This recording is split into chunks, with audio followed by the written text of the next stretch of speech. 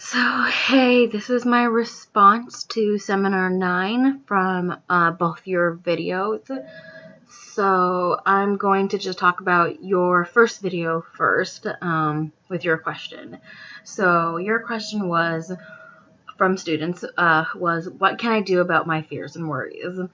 So I think this is a really good question for students to ask. It's really important to self-reflect and find out about things that you do worry about and things that you can do to fix those worries. It's a very legitimate question from students.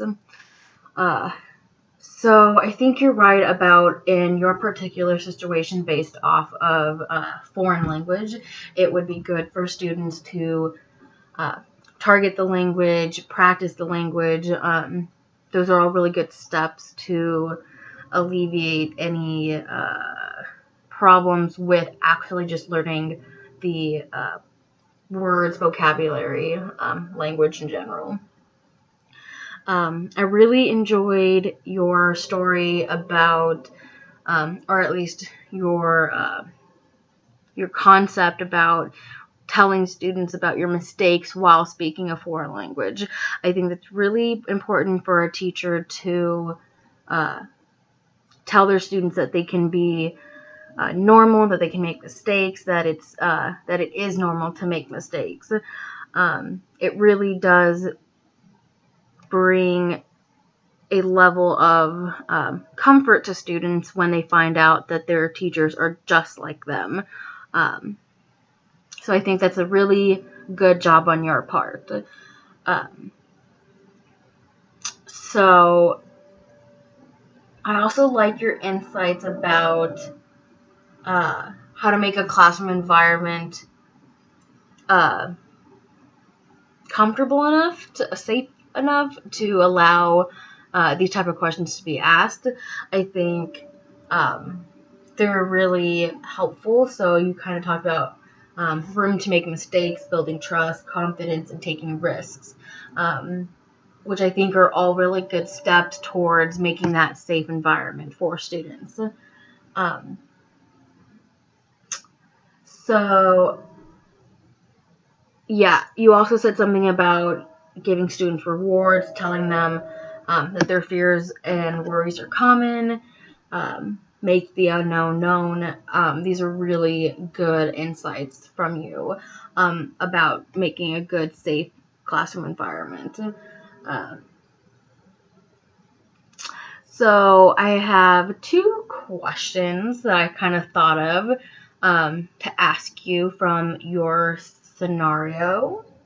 So my first question to you is, what about students who are afraid or worried based on their skill and not their confidence? And what type of practice would you give them that would support them? So you have a student who comes to you and says, I'm not good at foreign language. I can't get it. Even if I try to practice, I just don't understand. What would you do for them?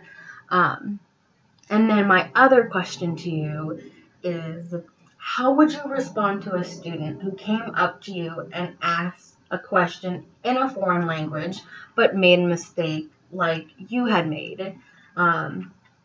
So how would you inform them of their mistake?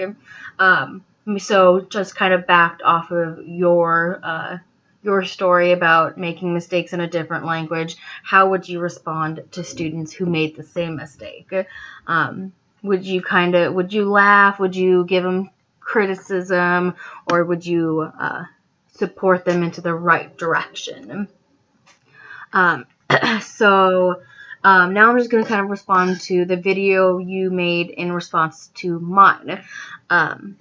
So I really liked the fact that you brought up taking the answer like a step forward, like a step further, taking the lesson that they've asked about, a step farther. Defining vocabulary during instruction. I think that is a very important, insightful, advice to give. vocabulary is really, really, really critical into learning a certain aspect or concept or topic. So definitely I agree with you that it should be one of the first steps in instruction. I also liked your comment about finding out how to handle these defensive comments that might come from students. Teenagers and adolescents do really have that defensive reaction towards parents and teachers. And I think through experience and then maybe through like professional training, you can definitely find the steps to respond to those kind of defensive actions or comments. But I think from at least my knowledge, definitely just stop the situation and just tell them, I'm not trying to be defensive to you. I'm not trying to call you out.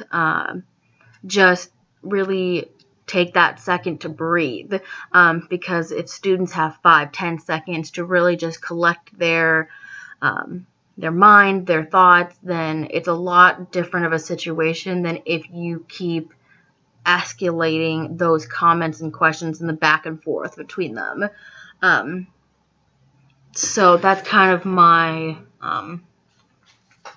rant on that. And then your question was, how might I better address the situation?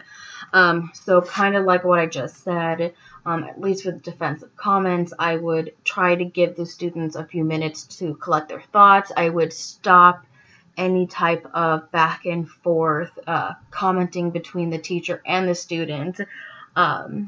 Just really paying attention to what's going on around you, what's going on with the child's thought process, their physical behaviors on how quickly they're escalating to anger, just understanding how those adolescents and teenagers work to make sure that they don't explode and cause a scene in class.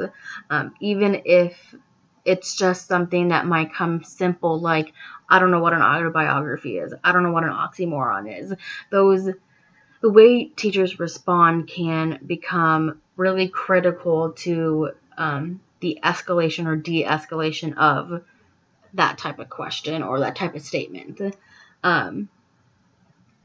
So I like the way, and again, I like the way you said you would handle the situation. Just taking that as a learning opportunity to reflect on instruction, to add vocabulary into your instruction. So definitely in the beginning of a lesson, a new topic, I would specifically tell the students, okay, we are learning about blank. This is the definition. This is what it looks like. Basically, leave no room for interpretation or misconceptions.